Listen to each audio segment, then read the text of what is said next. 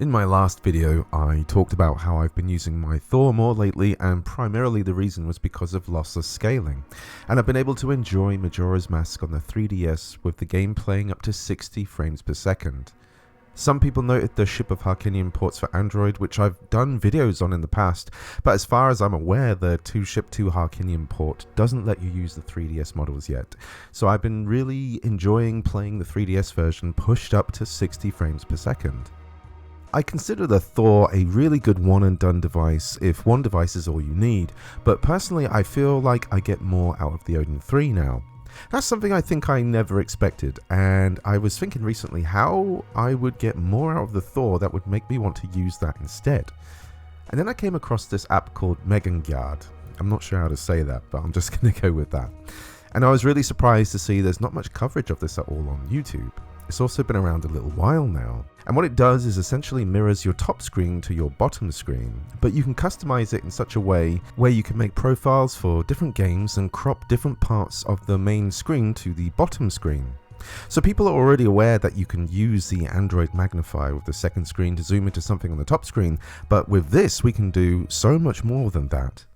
I'd recommend checking out other users who have used Megingjard to get more of a sense what it's capable of, as you can set it to launch for different apps, and you can even create macro buttons where, with a single tap of the button you've created, you can perform several functions if you like in one tap.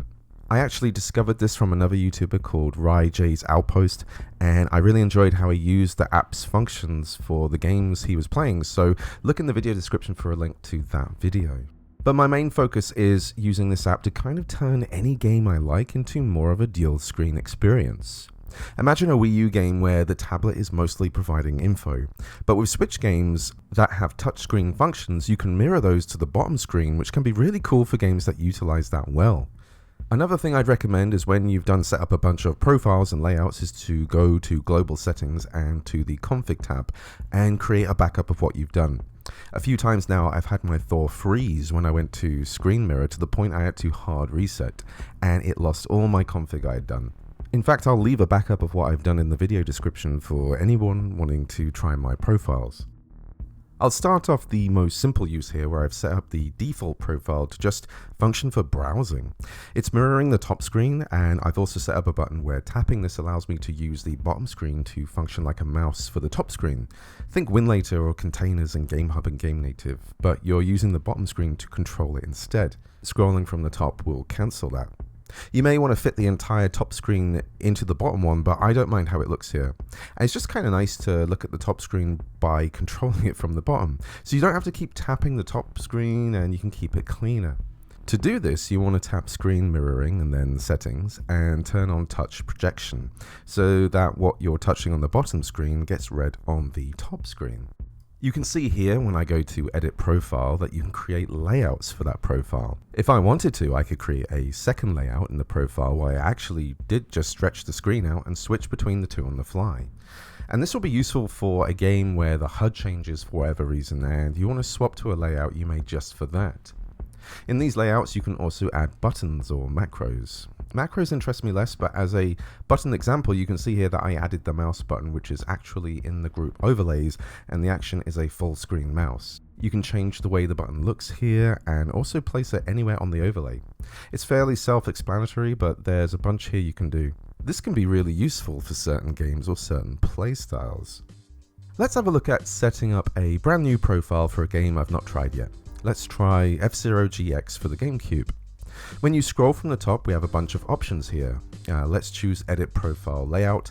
We're going to add a new profile and call it F-Zero GX and save it. Now let's go back with F-Zero GX chosen and press start at the top. Press start now on the top screen to start mirroring to the bottom screen. We'll need to get in game to see exactly what we want mirrored to the bottom screen. And once we're in game, I have an idea what I want to mirror now. On the bottom screen, let's pick screen mirroring, and now we'll have some options to set things up. If I tap the screen here, you can see it highlights red and can be moved around. Cycling this button from top, bottom and free, you can have more control with stretching the screen how you like. With crop, you'll see what you're actually mirroring from the top. You can stretch it all out or make it smaller to zoom in a little more. Pressing the tick at the top will confirm your selection. Now on the bottom screen, we can move this around how we wish. You can even make it a circle if you like, rather than a rectangle. Now if we press add, we can now make a new capture point.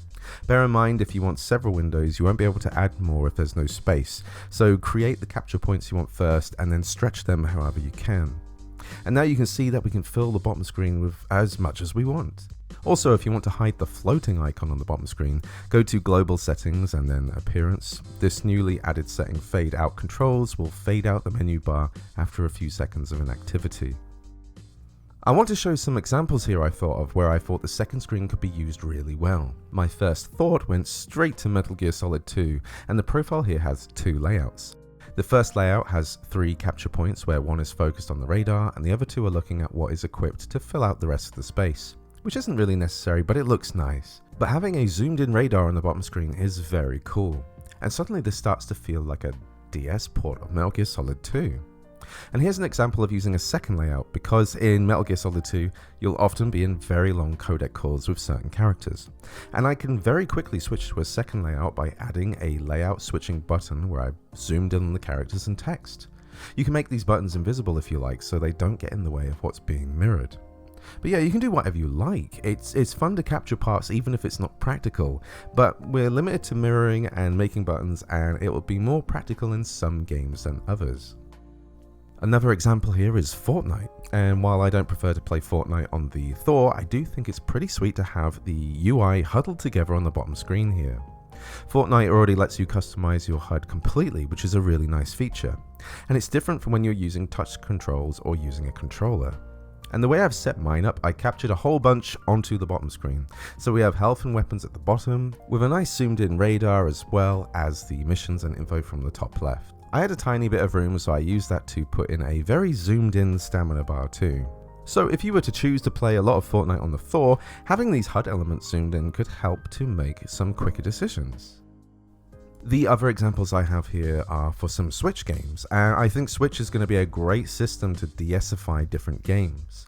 The first one I tried was Mario Kart 8, and I did try a few different things, but I thought it was just cool to have a very zoomed in map on the bottom screen. So don't forget that if you turn off the map in game, you'll just be mirroring nothing. It would be cool to turn off HUD elements but have them display on the bottom instead, but that wouldn't be mirroring. That would be like a proper mod and injection kind of thing, so I wouldn't hold out hope for that anytime soon. I also tried out the Metroids, as they both display minimaps. And while in Dread, for example, the map is just so small that it looks kind of pixelated on the bottom screen. It's the best we can do. And in Prime, I just decided to zoom in on all 4 corners, which looks kind of neat. But zooming in on the visors and weapons probably isn't necessary. It was just nice to get it looking this way. And the last example is Tears of the Kingdom, and I quite like how the HUD elements look on the bottom screen. We've got a bigger view of both the minimap and the information that's next to that, and above that the health and status is zoomed in. And I had room for a little window which roughly shows the area where your stamina bar gets shown, since it fills out the space.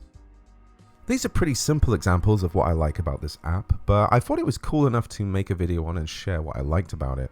If you look at the GitHub for the app, you'll see there's more you can do with it, making better use of on-screen buttons and macros. You can have the app open with particular apps, and you can make it really functional for mouse-based games. For a mini Steam Deck vibe, you can basically turn the bottom screen into some trackpads if you like, so I think some people will definitely get more out of the app than I would. So yeah, I'm surprised there wasn't really much about this on YouTube. I have a spot for it now with Nova Launcher, so I can just run it quick whenever I choose to play something. One thing I didn't look at was PC games, and yeah, I absolutely would consider to play something on the 4 over my Odin 3 now, just to make use of the mirroring function. I'm not sure if this app is considered safe for online gaming if you can do that. For example, you could probably create ridiculous macros for Street Fighter or Tekken, and if you could do that online, well, maybe I shouldn't have said that. But it does amuse me to think someone could just get into a fight and press one macro and do a ridiculous combo. I'm not sure how long the macros go on for, so yeah, don't do that, that's bad. Anyway, it's nice to do something on the Thor again. If you liked the video, please give it a like and subscribe for more of this content, and I'll see you in the next one. Cheers.